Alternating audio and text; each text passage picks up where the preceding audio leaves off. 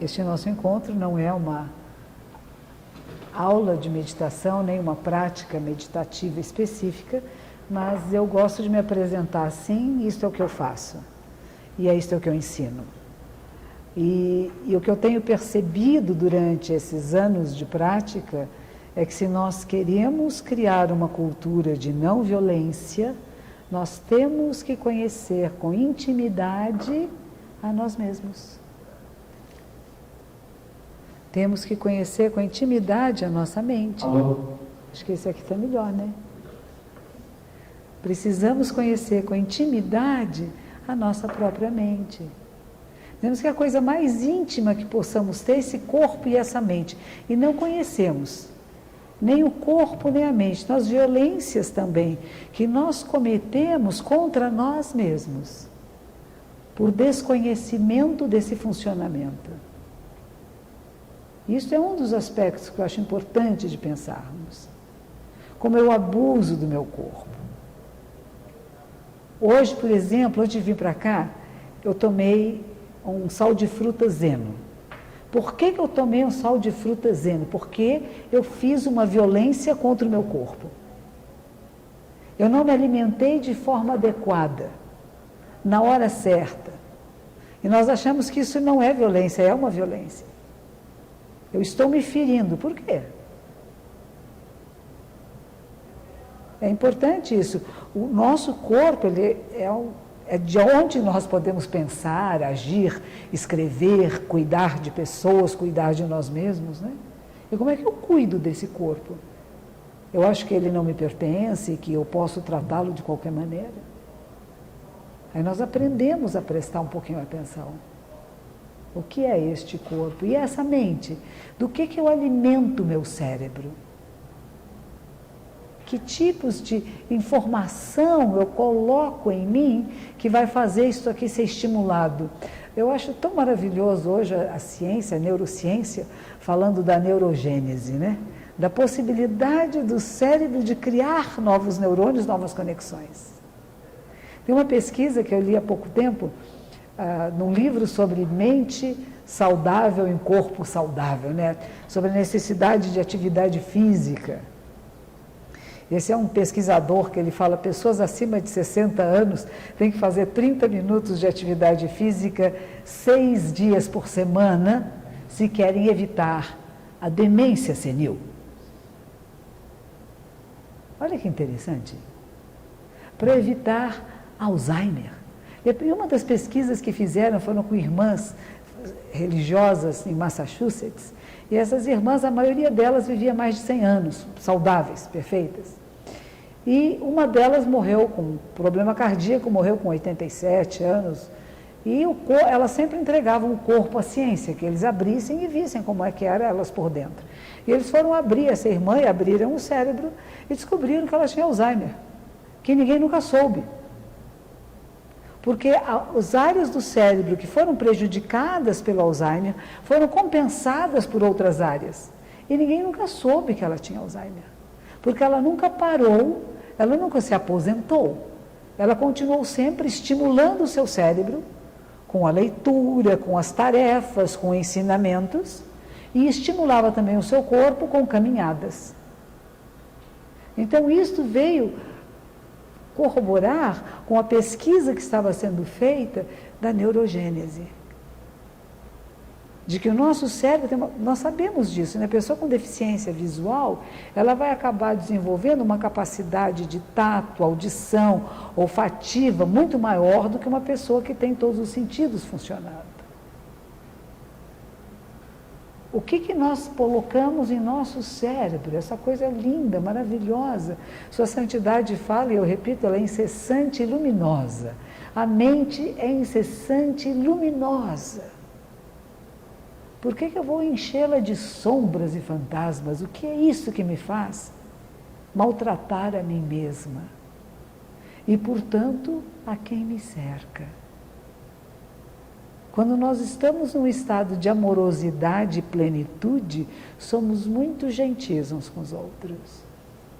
Mas quando não estamos assim, nós somos rudes, secos, agressivos. Porque está faltando alguma coisa aqui. E nós projetamos ali, falta lá. Na verdade, toda a prática do Zen é esse olhar a si mesmo. Tem uma frase que eu gosto muito, nosso fundador no Japão, século XIII, chamava-se Eihei Dogen.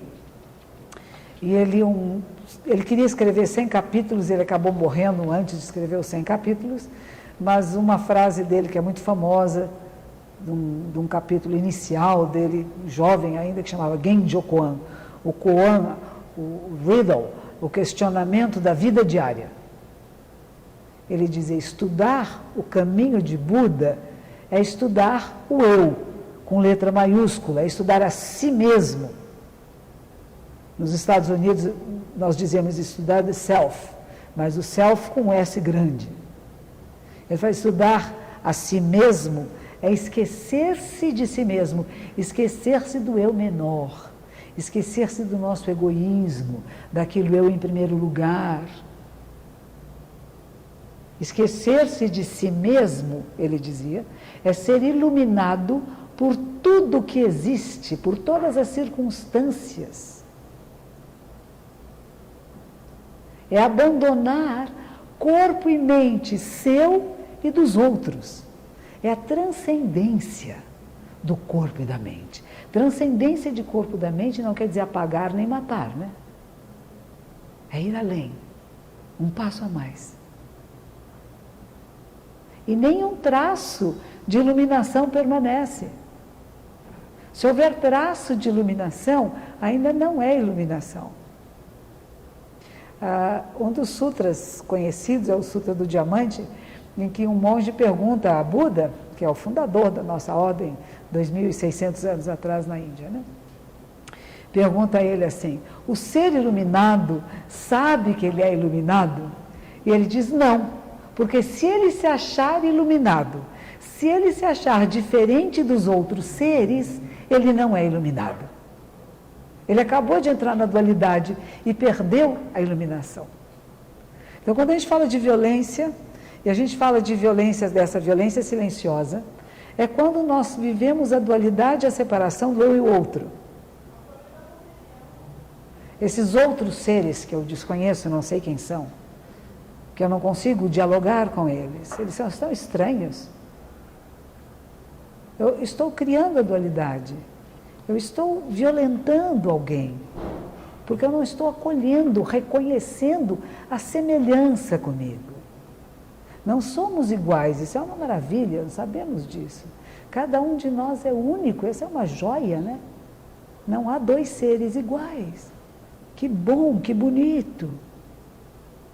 Mas somos semelhantes. Nós reconhecemos ao olhar para alguém se está feliz, se está infeliz, se está alegre, se está triste. A não ser que eu esteja tão envolvida no meu drama pessoal que eu não vejo ninguém, eu só vejo a mim mesma. Se eu estou fechada em mim mesma, eu não vejo ninguém. E eu só vejo reflexos de mim mesmo nos outros. E as partes que eu não gosto de mim, então, essa eu odeio nos outros, né? Então, o nosso trabalho, o trabalho de Zen, de meditação, é um trabalho de autoconhecimento, de sentar-se e observar-se. Geralmente sentamos em frente a uma parede branca, sem estímulos, não há música, não há nem essas poucas palavras que eu disse para vocês no começo, de perceba a sua respiração, não falamos nada. Sente-se, observe. Entre no observador, na observadora de si mesmo e da realidade. E vamos perceber como temos em nós tanto ranço do passado, tanto ranço de uma cultura na qual fomos criados, que é violenta. E nem percebemos isto. As discriminações preconceituosas que nós carregamos e que nós dizemos que não temos. Eu não tenho nenhuma. Aí você começa a observar e fala, nossa, olha como eu olhei para tal pessoa.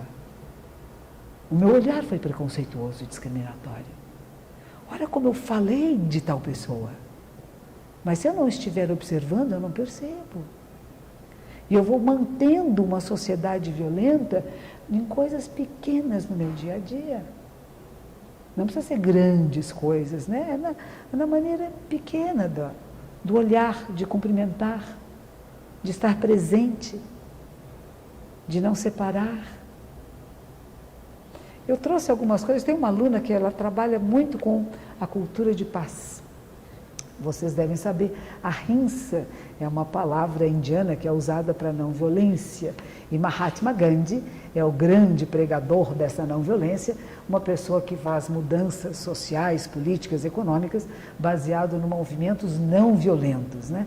Então não vamos agredir, não vamos responder à violência com violência, mas vamos ter transformações. Porque quando a gente fala de não violência, a maioria das pessoas acha que então é um pacifismo, eu vou meditar. O mundo está violento, eu sento e medito, eu fico bem e o mundo muda. Não, não muda. A minha visão do mundo muda, porque a minha maneira de me relacionar com o mundo muda. Então, nesse sentido, o mundo muda. Mas as violências continuam ocorrendo. Eu posso interpretá-las de outra forma. Aliás, tem um texto interessante que eu li recentemente, tem a Karen Armstrong, ela foi uma freira católica, hoje em dia ela é uma antropóloga e é uma estudiosa de várias tradições religiosas, e ela escreveu um livro chamado Buda, bem interessante. E quando ela fala sobre a Sangha de Buda, que é a comunidade budista, ela diz assim, ele não estava criando um grupo de pessoas que quisessem fazer mudanças sociais, econômicas e políticas. Embora isso ocorresse, essa não seria jamais a sua intenção, porque o seu propósito não era lidar com as coisas do mundo. Mas à medida que alguém se transformasse, o mundo se transformava. E ele acolhia pessoas de todas as castas.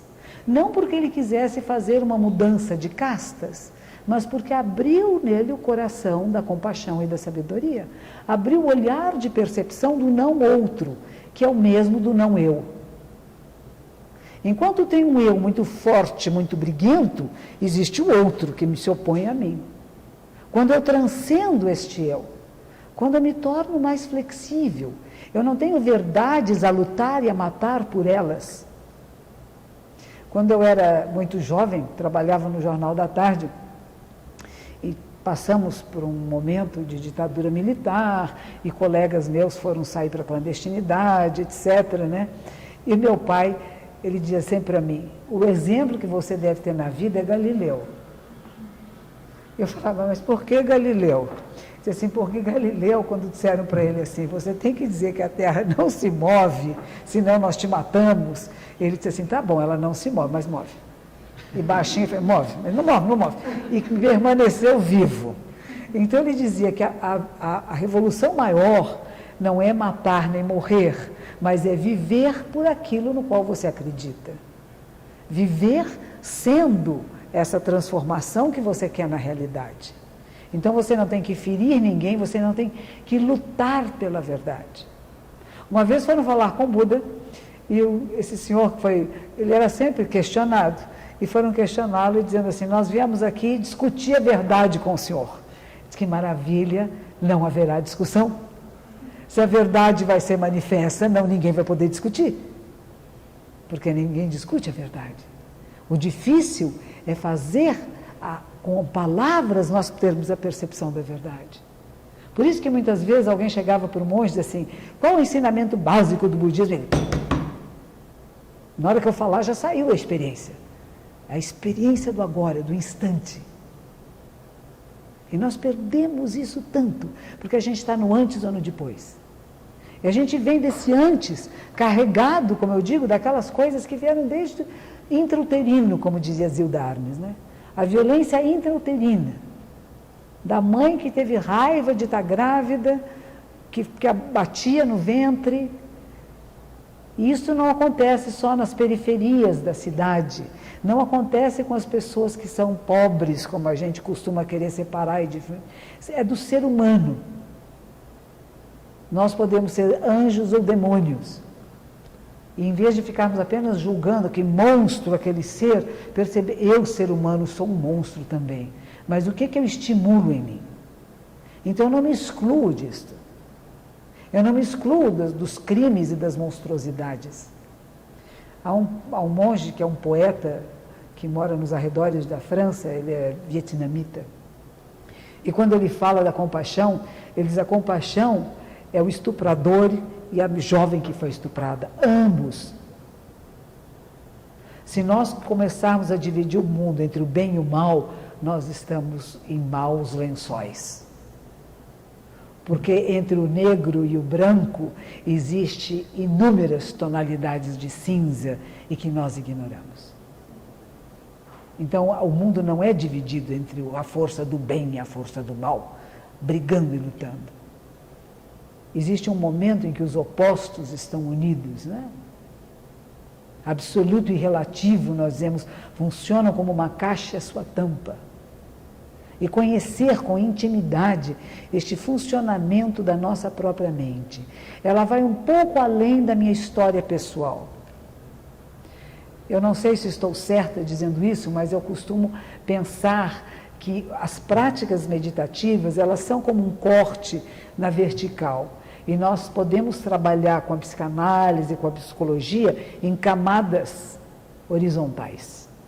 Essas camadas horizontais, elas chegam nessa verticalidade.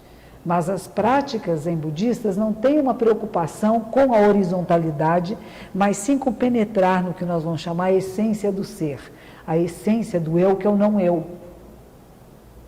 que é a transcendência do eu e do outro, que é a percepção que teve Shakyamuni Buda no seu momento de iluminação, quando ele diz: eu e a grande terra e todos os seres, tudo que existe, juntos, simultaneamente, nos tornamos o caminho. Não tem um eu que me tornei um caminho e os outros não. Não tem um eu que é sábio e iluminado e os outros não. É a inclusão total e absoluta.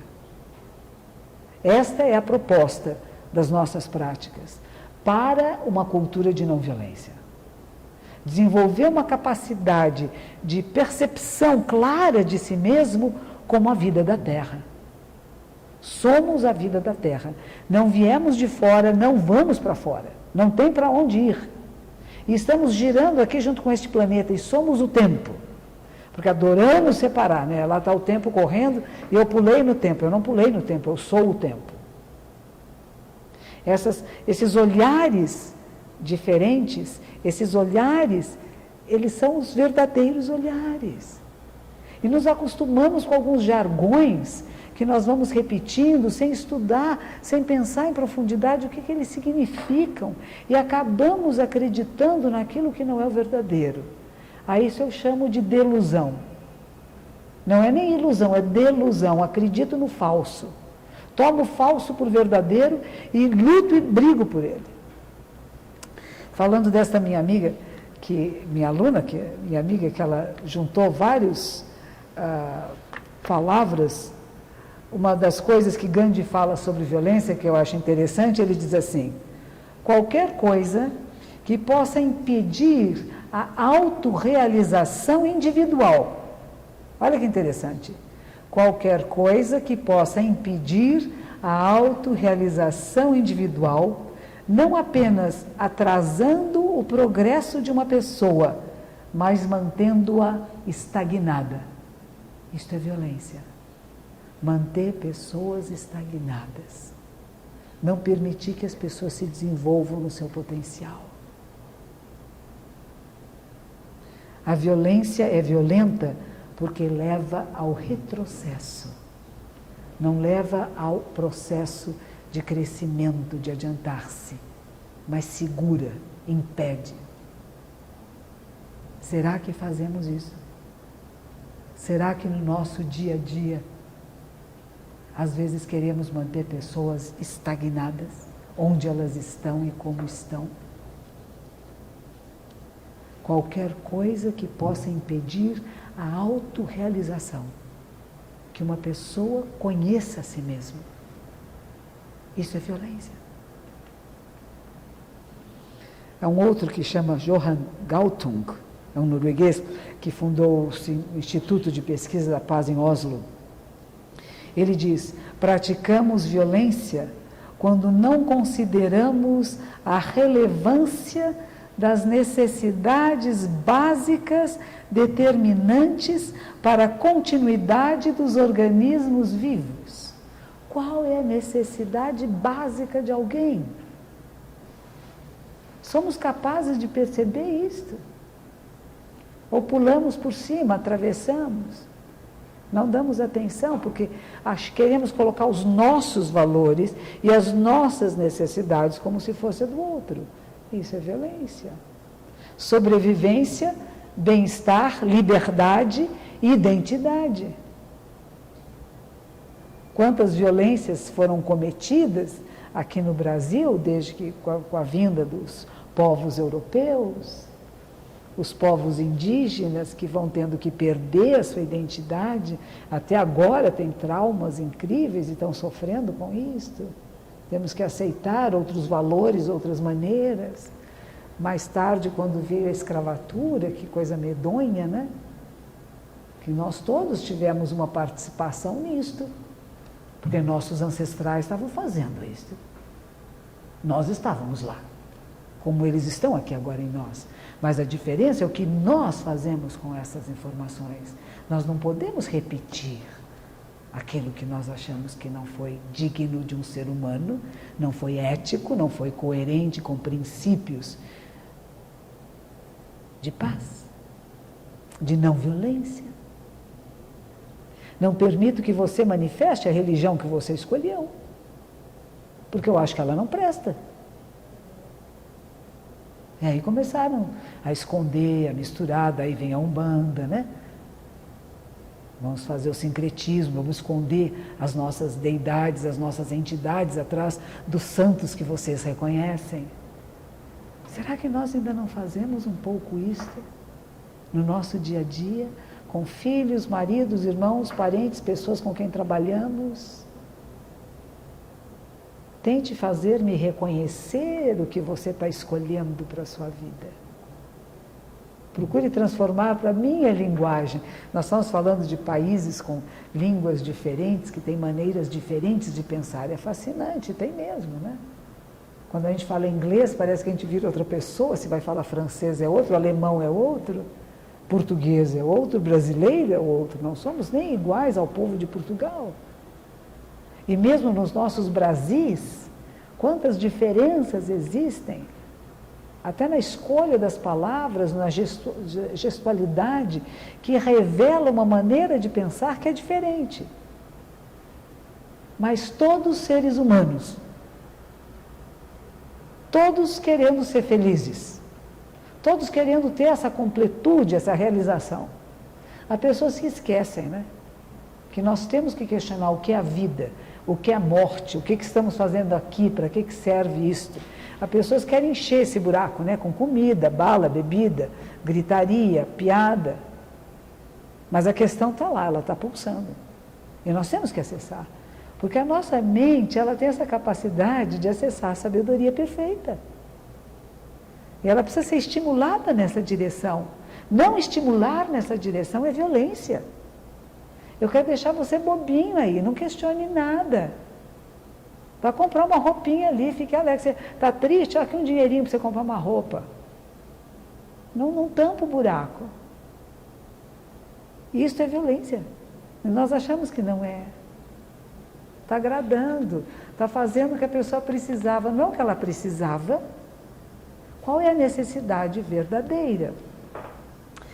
Uma vez uma jovem veio falar comigo e disse que ela estava era uma adolescente, tinha 15, 16 anos, que ela estava muito triste que o pai começou a falar muito mal da família da mãe.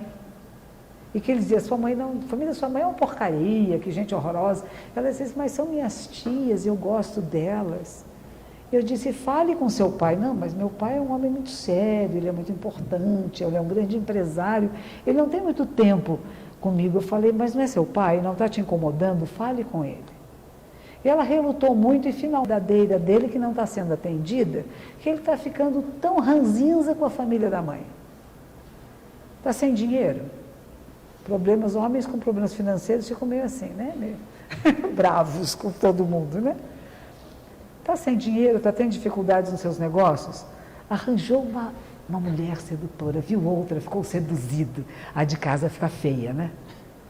Eu tenho uma mulher que me interessa, eu vou me sentir culpado se eu não disser que a de casa não presta. Mas nós podemos amar 2, 3, 10 pessoas ao mesmo tempo. E a de casa não fica feia. Eu falei, converse com ele. Ele não precisa ter um relacionamento pessoal, íntimo com outras mulheres, que ele possa se sentir atraído, mas sentir atraído não é crime, é natural, é da nossa espécie. E eu sei que ela conversou com o pai e voltou maravilhada, porque ele percebeu o que ele estava fazendo, ele não percebia. Ele estava sendo violento, agressivo, grosseiro e não percebia. Na hora que a filha, que nunca teve uma conversa com o pai mais íntima, foi dizer, pai, o que é isto? Por quê? Posso ajudá-lo? Ele percebeu. Como é que nós podemos ser elementos de facilitar essa percepção ao outro? E não é uma imposição, não é forçar. A gente fala que compaixão é igual meios expedientes. Que meios lúdicos nós podemos usar? Uma vez uma jovem que trabalhava comigo, ela tinha a chave do apartamento do namorado, nós éramos todos jornalistas, e ela chegou na casa dele, ele estava na cama com outra moça. E ela ficou muito brava, ficou ofendidíssima, irritadíssima, e ela foi na geladeira, pegou ovos e quebrou ovos dentro dos sapatos deles. Porque ela disse assim, o que eles fizeram é tão pegajoso e nojento, como você acordar de manhã e pôr o pé dentro de uma coisa melequenta que nem ovo. Eles são amigos até hoje. Ela não se casou com ele, o relacionamento íntimo cessou, mas são amigos até hoje, porque ela teve uma solução lúdica, ela não pegou uma arma, não deu um tiro, nem saiu furiosa, rangendo dentes e resmungando e reclamando. Aliás, de resmungar e reclamar, eu gosto muito da regra que me disseram, que é 34 de São Bento, que é proibido o murmúrio, até mesmo o murmúrio correto. Vocês reclamam? Resmungam? Da vida, da cidade, da política, do país, do psicanalista. Não é? Nós reclamamos, resmungamos incessantemente. Imagine você se conseguir cessar esse murmúrio interno. Não significa que tudo vai ficar cor-de-rosa, né? Está tudo maravilhoso. Não. Eu tenho que ver a realidade assim como ela é. E procurar meios hábeis de ação que transformem. Então, eu vou falar com a pessoa certa, na hora certa, de forma adequada, para que haja mudança. E vou falar com amorosidade, com respeito. Porque eu vou aprender as minhas emoções. A raiva que leva à violência, eu posso transformar a raiva em compaixão, em compreensão. E aí eu não vou agir de forma violenta, eu reconheço a raiva em mim, ela é minha, não é o outro que me provocou a raiva, é uma das coisas que vem no kit ser humano. E alguma coisa que às vezes a gente deixa lá no sótão ou no porão, e alguma coisa vem e faz com que ela venha na sala de visitas. Mas se eu não a quero na sala de visitas, eu dou colo para a minha raiva, eu não finjo que eu não tenho. Eu não mascaro o que eu sinto, eu sinto.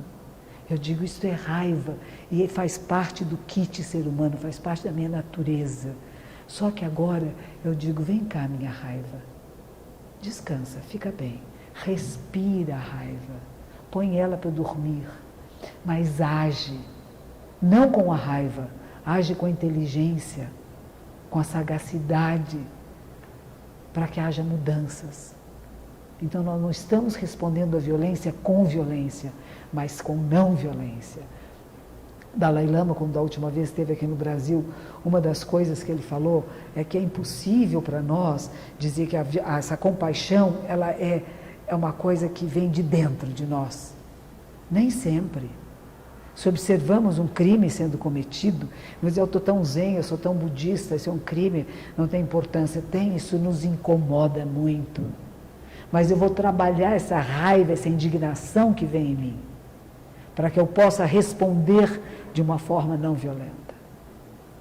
Eu tenho um monge no Rio Grande do Sul, que ele é um policial militar, e os colegas dele dizem, puxa, ele é muito diferente dos outros.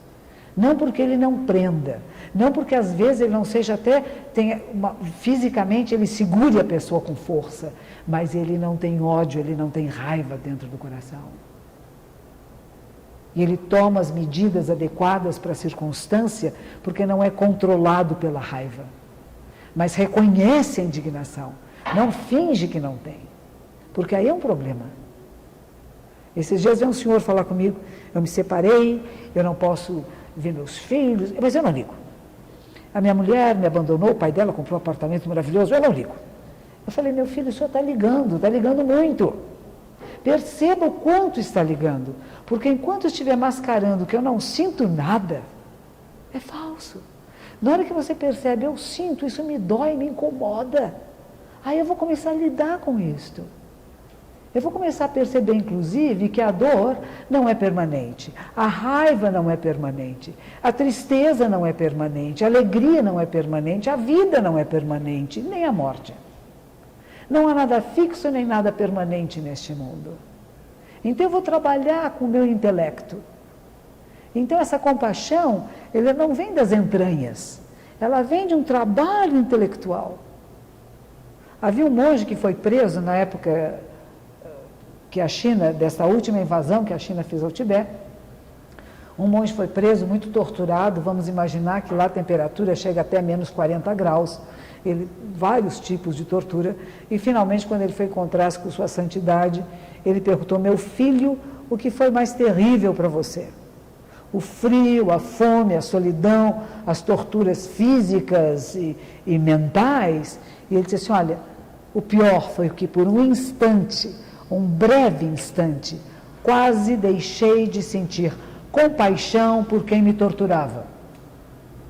Disto eu tive medo, de perder a capacidade de compaixão por quem me torturava,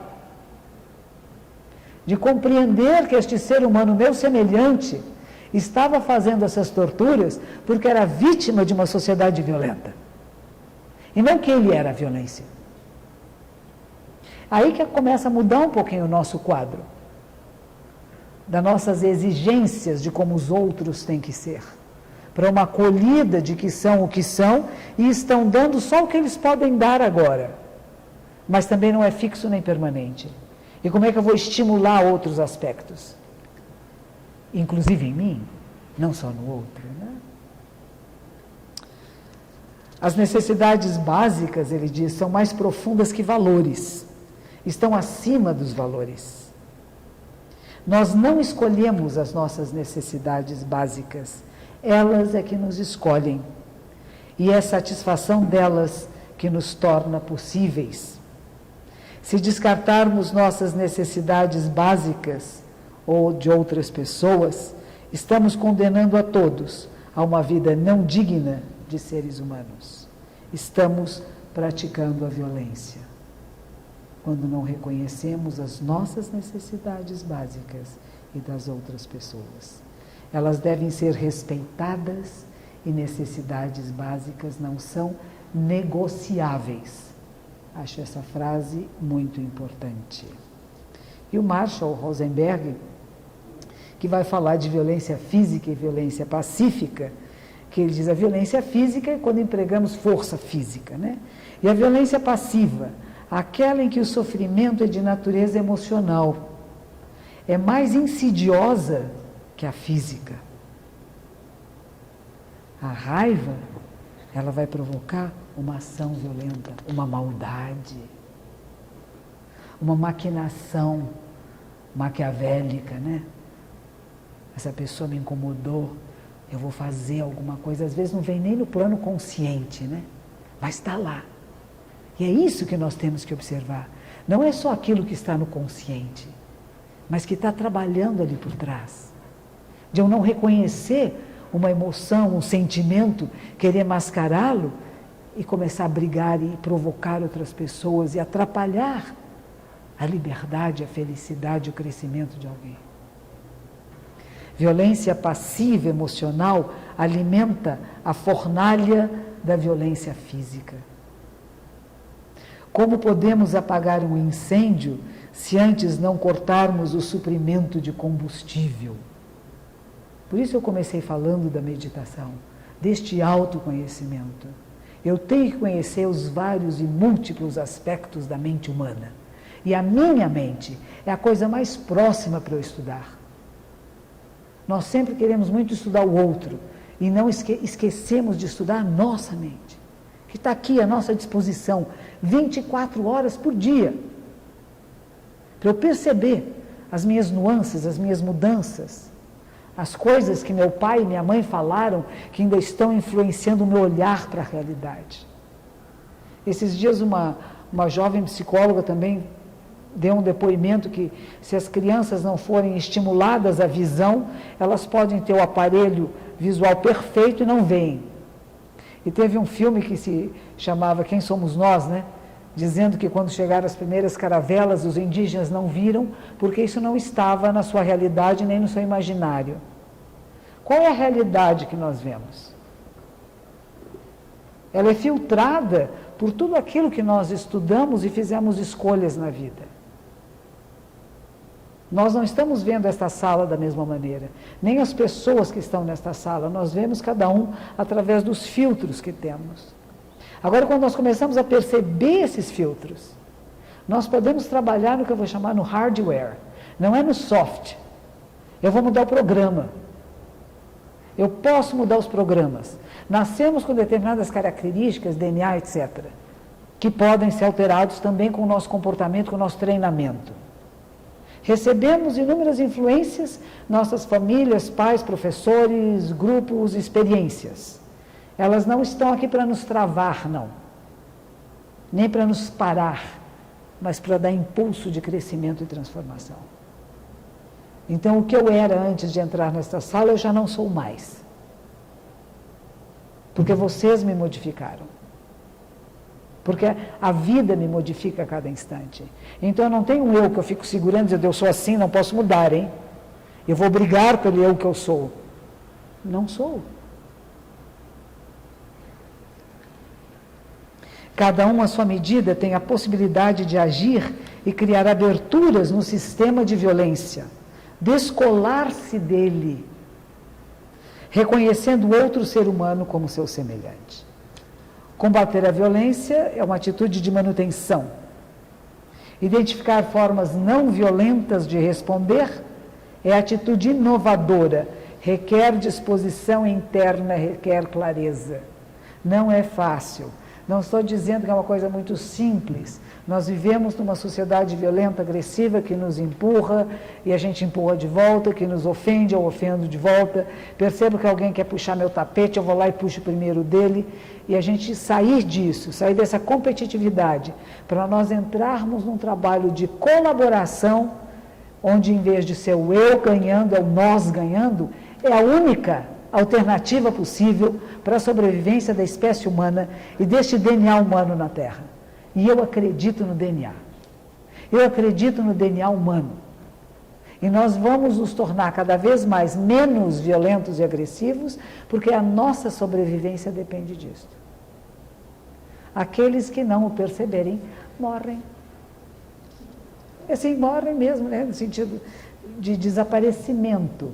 Porque o que vai dar continuidade como espécie são aqueles adaptáveis. As capacidades de adaptação à nossa realidade. E a nossa realidade não é mais individual. A nossa realidade é uma percepção do coletivo, que somos esse coletivo. Cada um tem o seu papel. Quando a gente fala de absoluto e relativo, o absoluto não funciona sozinho. Ele só funciona com o relativo.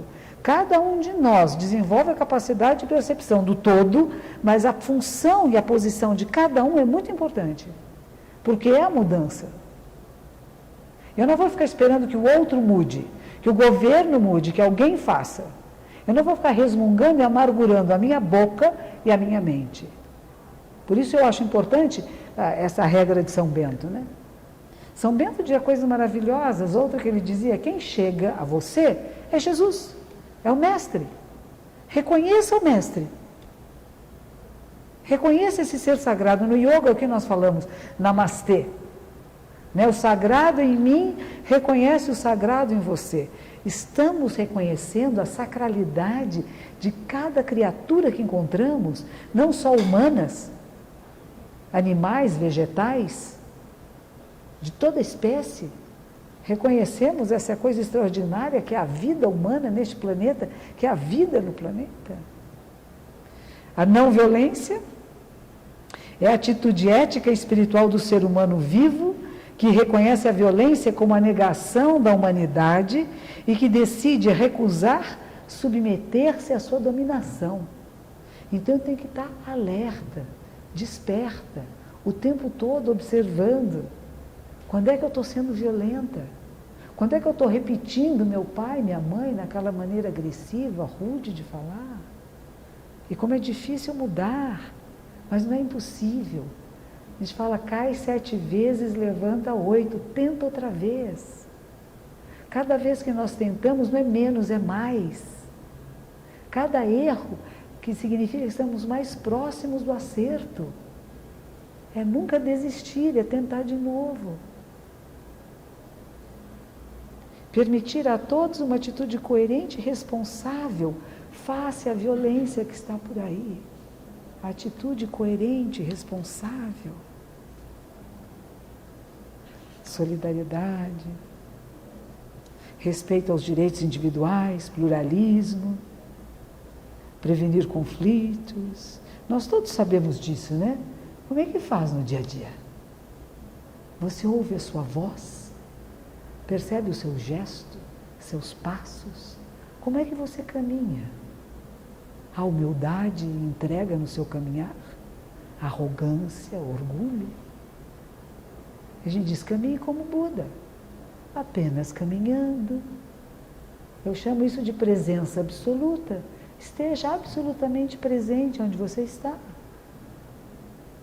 Capaz de responder às provocações, às instigações da realidade de forma coerente com princípios não violentos.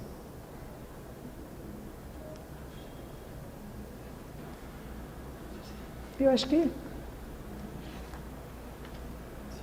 5 minutos. Deixa eu ver o que mais que tinha aqui que eu achei. Ela me mandou muitas coisas. Reishin. Mudar o modo de sentir, mudar o modo de pensar, mudar o modo de falar e mudar o modo de agir. Quando eu comecei a praticar a meditação, estava nos Estados Unidos, eu fui jornalista, e aqui em São Paulo, jornalista, a gente fala muito palavrão, eu não sei porquê, trabalha com a palavra, e minha mãe era uma educadora, ela sempre dizia, minha filha, use a palavra adequada. Por que pôs palavrão aí no meio? Eu achava lindo, né? Porque afinal era uma mulher liberada, né? Eu falava tudo de toda maneira. Aí eu fui morar na casa do meu professor, um monge japonês, e esse monge japonês nunca soltou um palavrão. Ele era extremamente educado na sua maneira de falar, ele era casado com uma norte-americana, ninguém naquela casa elevava a voz, gritava ou falava palavrão, não batia portas, como eu batia quando na minha adolescência, né? E eu resolvi que eu queria ser assim. E eu tive que fazer um grande esforço. Hoje já não há mais esforço. Eu ainda pensava palavrões. Eu não falava, mas pensava. E eu resolvi que eu não ia nem pensar mais com palavrões. E precisei de um grande esforço, mas acontece. É possível mudar. Porque violência é até a maneira rude de escolha de palavras que você tem para pensar na realidade. Quando existem palavras adequadas e você, em vez delas, coloca uma palavra que chamava-se de baixo calão, né? Naquela época, falava palavras pesadas, porque ela tem um peso. No Japão foi criado um dicionário de palavras preconceituosas e discriminatórias, para não serem usadas. Hoje não se fala mais de cegueira, mas se fala de deficiência visual. Não se fala mais de surdez, mas de deficiência auditiva, porque tem vários graus. Não se fala mais de lepra, mas de hanseníase. Porque essas palavras são violentas. A pessoa que diz assim, eu não tenho mão para segurar isto. Se parece uma pessoa que tem a falta verdadeira de uma mão, ofende. E nós não prestamos atenção na necessidade básica de quem está próximo de nós. E usamos uma linguagem que não é terna, que não inclui, mas que exclui, que separa. Então o nosso movimento dessa violência, e evitar essa violência, começa nessa observação dos meus gestos. Eu posso pegar isso e jogar assim na mesa. Isso para mim é uma violência. Eu posso pegar esses papéis e colocar na mesa. Isso é não violência. A maneira que eu caminho, que eu abro a porta, que eu falo com as pessoas e as palavras que eu escolho usar. E a maneira que eu penso as pessoas. Sou verdadeiramente capaz de acolhê-las como semelhantes no meu coração? Fim. Obrigado, Cecília. Obrigada. Perguntas? Comentários?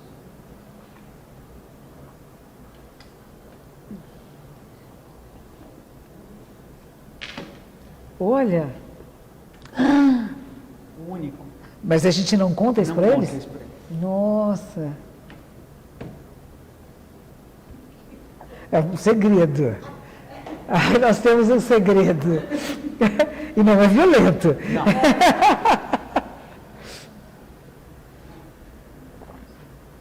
Sempre quando a gente abre assim, fica cri, cri, depois melhora. Verdade, Aí né? depois perdem a vergonha.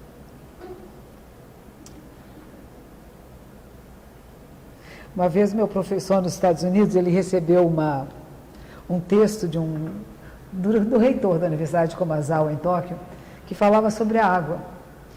E ele dizia que a água é vida. Isto, olha, há mais de 40 anos. Hoje nós sabemos que a água é vida, preservamos e consideramos, né? Há mais de 40 anos, poucos pensavam sobre isto. E este monge japonês dizendo como a água era vida, como ela era preciosa, e eu comecei a perceber que eu precisava ser mais cuidadosa ao escovar os dentes. E eu comecei a molhar a escova e desligar a torneira. Há 40 anos atrás. Eu comecei, quando ia pôr água num vaso, trocar, templos tem muitos vasos com muita flor. Então eu tinha que trocar a água dos vasos, eu tirava a água usada, colocava nas plantas e procurava não perder nenhuma gota. E quando eu colocava a água no vaso, fazia questão de fechar a torneira antes que extravasasse. Começou a ser tão gostoso, porque virou uma prática meditativa e de plena atenção. Trocar a água do vaso, porque a água é vida. E quando nós percebemos que tudo é vida e que nós cuidamos dessa vida, aqui dentro fica gostoso. O coração fica terno, macio. Lembrei da água.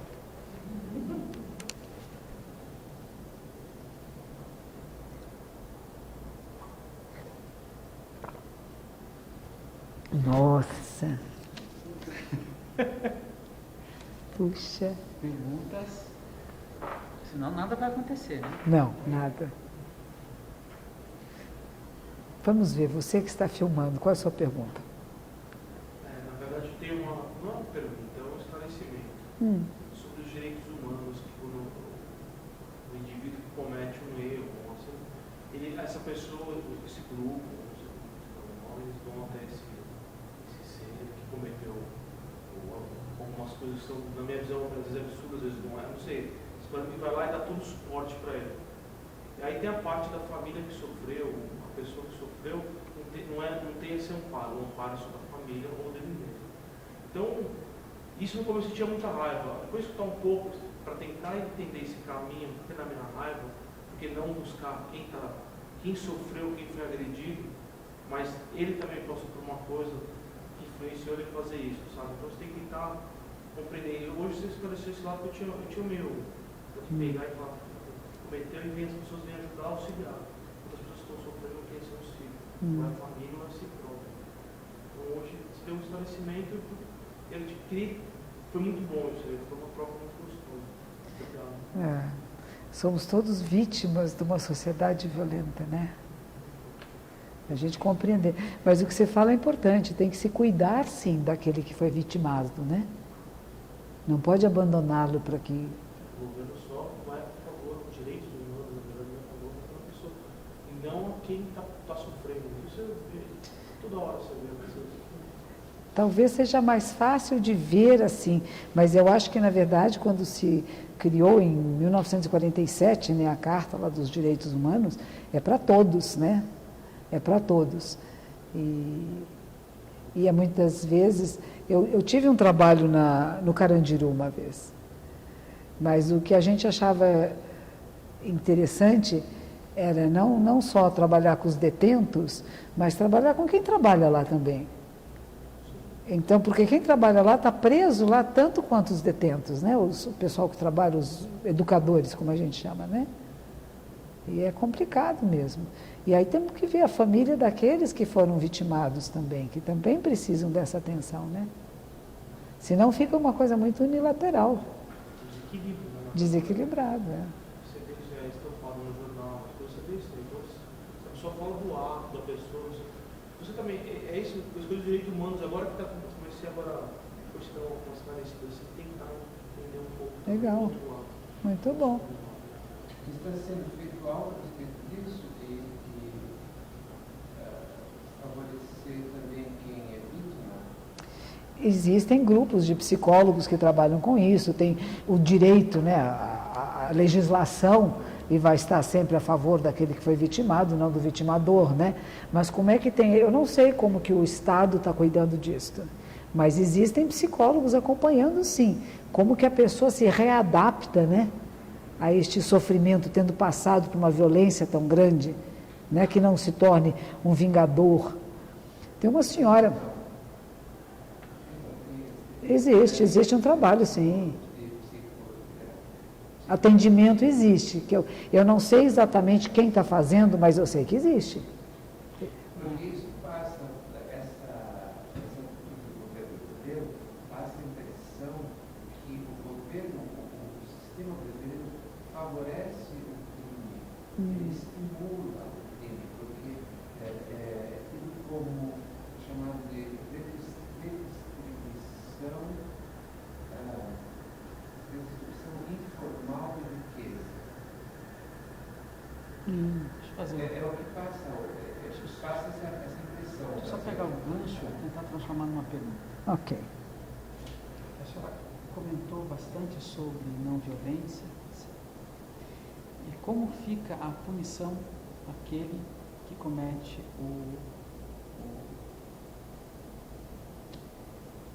A violência. a violência, né? Ou punição, ou readaptação, tem várias vertentes aí, né? Porque uma parte, talvez, que possa ser entendida do discurso da não violência é a não... aquele que cometeu a violência, então nada deve acontecer com ele, Não. porque nós não somos da não violência, então não vamos fazer nada com ele. Estou exagerando aqui na minha pergunta, no meu discurso, só para... Não, o fato da gente trabalhar a não violência e os direitos humanos, etc., ele vale para todos os seres, né?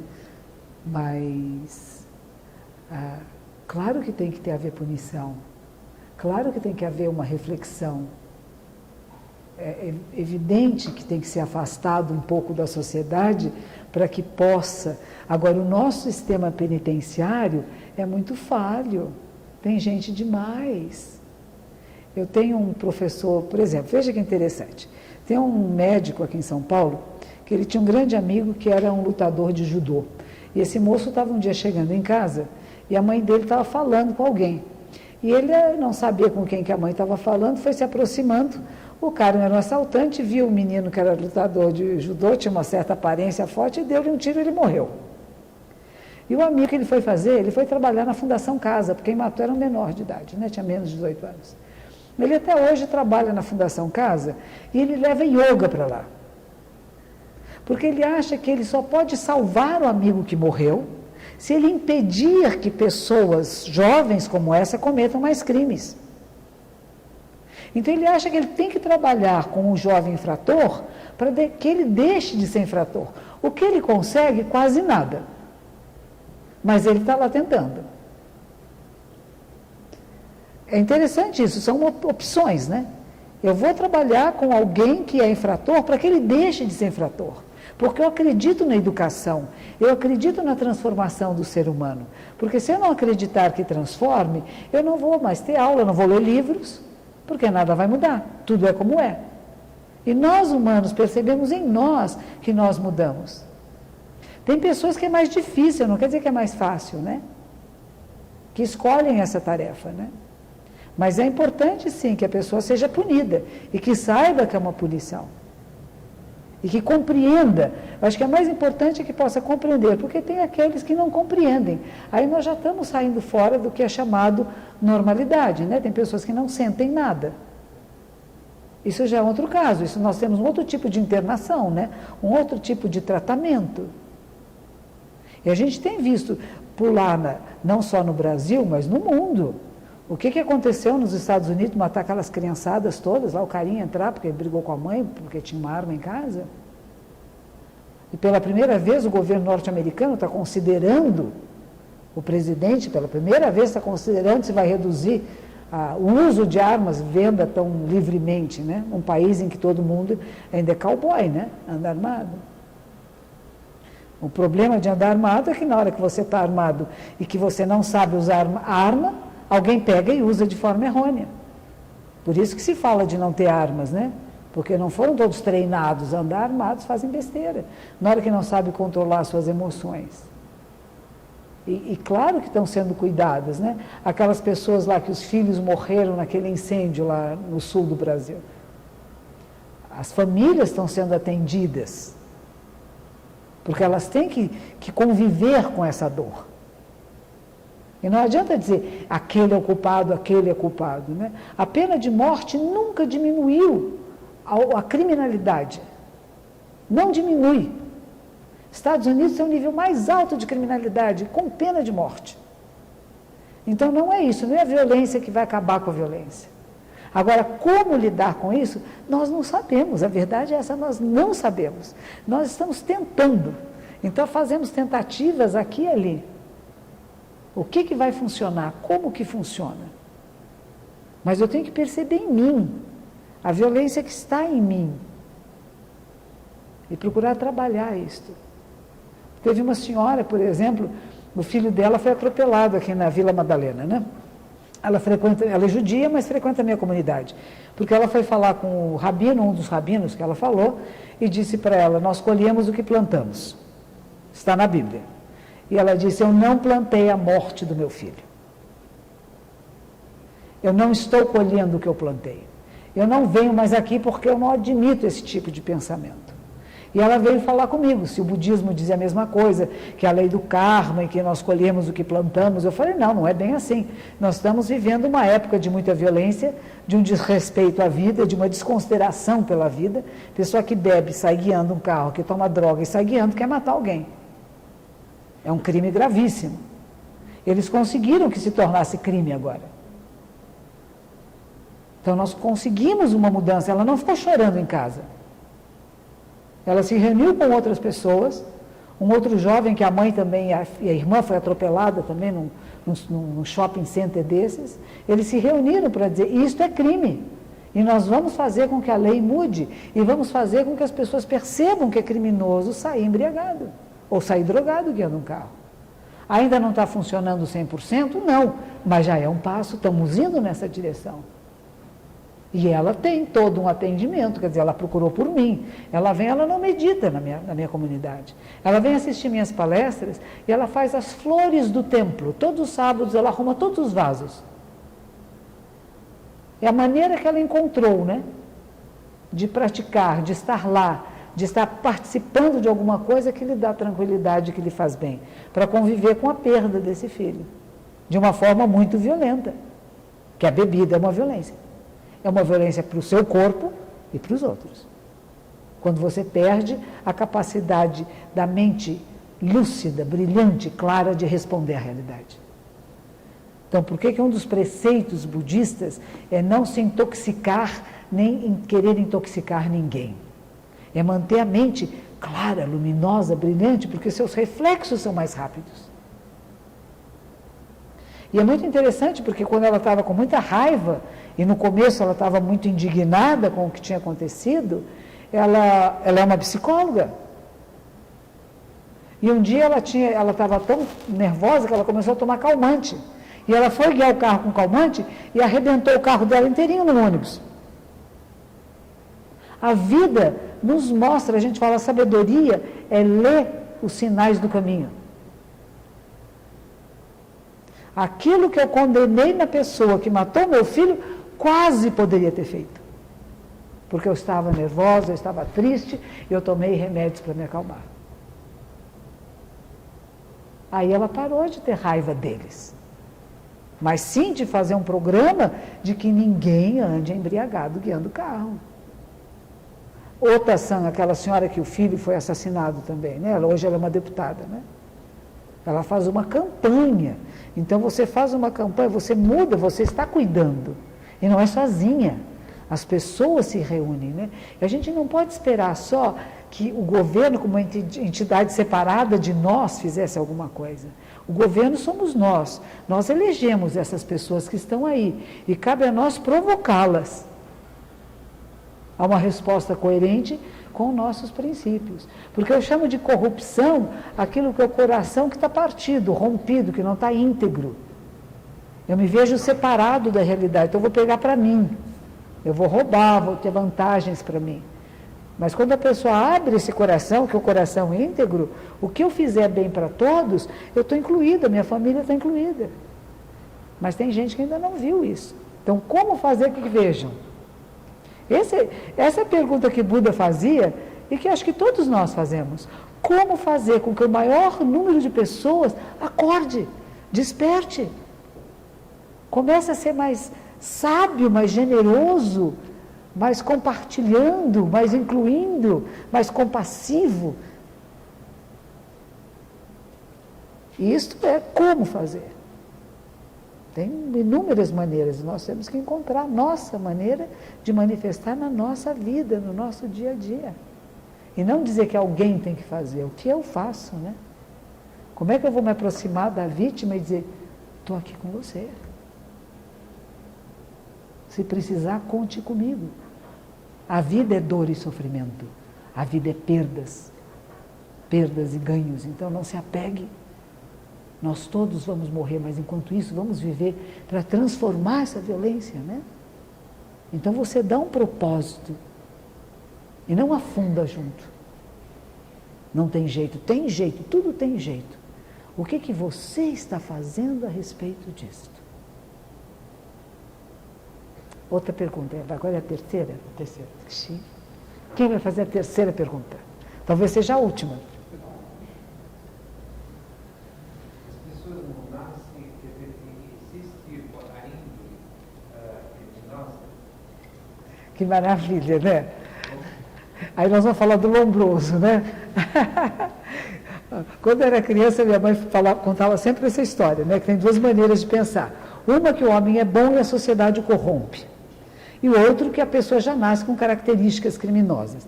Eu acho que as duas coisas funcionam. Tanto temos tendências genéticas, né? Que estão em nós, malformações ou boas formações, não sei, como tem também aquelas as experiências da nossa vida. Funciona junto. Mas existem pessoas que são propensas ao crime, né? São malvadinhas. Tem criancinhas que já são malvadinhas. Tem. E a ideia é como é que você treina. Aí você tem que perceber isto e treinar isto. Que nem cachorrinho. Eu tive uma vez uma das minhas fêmeas, ela teve 7 cachorrinhos. Cada um era de um jeitinho que era muito bravinho. O que você faz com o cachorro que é muito bravo, violento? Você não vai prender numa corrente. Você não vai bater nele e ofender ele, porque ele vai ficar uma fera. Você vai deixar ele solto. Você vai dar carinho. Você vai conviver. Ele pode até um dia te morder. Mas você dá a ele uma chance de não ser a fera que ele pode ser. Agora, se eu disser, esse cachorro é ruim, esse cara é ruim, então eu vou fazer ele ficar bom, não é a força que você faz ficar bom. É oferecendo um outro olhar, o que Jesus falava da outra face, né? Não é bate demais, é pelo contrário, eu vou te dar uma resposta diferente a essa violência que você está mandando para mim. Agora, tem casos que não são terapêuticos, vamos dizer assim, né? Os próprios terapeutas sabem disso, né? Tem pessoas que são consideradas incuráveis, né? Que não tem maneira de fazê-las sentir, porque elas não sentem. Aí já nós estamos entrando num outro local, né? A gente está querendo falar de nós, assim, pessoas que sentimos alguma coisa, né? Que vê um filme e chora. Mas o exemplo está nesses dois irmãos que causaram essa tragédia em Boston. Aí o que teria sido o irmão mais velho, que foi morto, teria sido influenciado, não é? Então ele havia uma tendência e depois ele conseguiu influenciar o irmão mais jovem, não é? Eu não acompanhei, eu só soube que aconteceu. É bom acompanhar esse caso, está muito interessante, inclusive a respeito da punição do que sobreviveu, porque 3/4 da população americana quer sentá-lo na cadeira elétrica. E uma parte não quer, acha que isso seria pior, porque ele se tornaria um mártir para aquele segmento de muçulmanos. Sim. Está um caso muito interessante. E agora, foram presos mais 3 que foram encontrados, dois do Cazaquistão e um americano também, amigos dele, eles estão investigando para ver se aquilo comprou ou aquilo foi um ímpeto. É um caso muito interessante, tanto psicologicamente como socialmente. É verdade, eu só soube, eu estava num retiro, e eu só soube, depois que aconteceu, que, imagine jogarem uma bomba numa corrida, né? Na chegada de uma corrida em Boston, né? O cúmulo da crueldade aí seria uma coisa que nessa situação. Esses atos... Esse irmão mais velho tinha essa índole, né? Os atos terroristas, que nós não sabemos se eles são terroristas ou não, eles são provocados por uma raiva muito grande, né? Então, na hora que eu vou lá derrubar as torres de Nova York, eu quero dizer para o mundo que o meu povo está sendo derrubado e morto. Eu estou me vingando de vocês. Então, eu estou trabalhando com outra coisa, né? Não apenas que eu tenha em mim uma tendência para ser mal, mas eu estou me vingando, porque eu estou vendo tanto mal à minha volta, que eu fico influenciado por isso, e eu quero me vingar de. Por isso que a gente fala, não pode querer vingança, né? A punição, mas não a vingança. Não é? É diferente disso, porque atos terroristas têm acontecido na Europa, em toda parte, né? E essas pessoas não necessariamente são psicopatas. Pode haver psicopatas entre eles, mas pode haver pessoas que foram manipuladas. A ideia, por exemplo, de que se você morrer pela causa, você vai nascer no paraíso, né? E as mães que entregam seus filhos, você fala, pera um pouquinho, né? Que tipo de coração materno é este que diz, não, meu filho, eu vou entregar, você bebê, criança, vai se cobrir de bombas, porque você vai ser para o paraíso, né? Quer dizer, ela é uma mãe psicopata ou é uma sociedade que induz a esse tipo de pensamento? Mesmo durante as guerras, a guerra do Vietnã, toda aquela meninada que se recusou a ir para a guerra, ela não era bem vista por aqueles cujos filhos foram. Você está fugindo da sua responsabilidade. E eles diziam, não, nós queremos fazer amor, não queremos fazer guerra, não quer matar ninguém. E é um problema grave. E os meninos que voltaram? E a dificuldade de se readaptar a uma sociedade depois de você viver muito tempo na violência. É complicada a história, por isso que a gente fala, na guerra só tem perdedores. Estados Unidos está em guerra. É um país em guerra. Então, quando a gente vai para os Estados Unidos agora, a revista que fazem é muito maior. Outro dia eu cheguei no aeroporto lá em Chicago e a policial me parou e disse assim, tem vestígios de pólvora na sua mão. Eu falei, que maravilha, como será, né? Aí ela disse assim, eu vou ter que examiná-la. Eu falei, tá bem. Não, mas é numa sala. Eu falei, tá bem. Mas é uma revista íntima. Eu falei, nossa, agora eu vou exame ginecológico, né? Não era. Há um respeito tão grande nos Estados Unidos pelos direitos humanos, que ela achou, porque o detector dele detectou alguma coisa na minha mão. Então eu fui parada, fui para esta sala, esta senhora que era uma policial, disse que não podia me revistar sozinha, chamou uma outra policial, para elas ficarem na sala e dizer, agora eu vou passar a mão na sua perna. Você me permite? Eu falei, permite. Vestida, não tirou a roupa, não fez exame íntimo nenhum, né? E depois eles disseram, às vezes é creme. Você passou algum creme na sua mão? Eu falei, eu passei, eu tinha um restinho de tubo, que não podia levar no avião, eu enchi a minha mão daquele creme, passei, cheguei, pronto. Por quê? Mas por que isso? Porque é um país que está em guerra. Porque há pessoas que fazem atentados. E o que eles disseram é que eles abaixaram a guarda por isso que aconteceu. E quando um país está em guerra, tem que estar o tempo todo muito esperto, porque existem essas coisas. No primeiro momento eu falei assim, nossa, o que era? Era um estudante de medicina que não podia correr, ficou com raiva de quem corria? Parecia uma loucura, assim, tão tola como um bobo, né? E de repente a gente vai ver que tem outras implicações religiosas, de posições políticas, né? E que às vezes, desde criança, é o que a gente fala. Uma vez eu estava falando com um pajé aqui em São Paulo, estávamos comentando, e ele não fica, ele é do Recife, mas ele não fica lá, ele passeia pelo Brasil todo, porque ele diz, eu quero fazer de todos partes da minha tribo.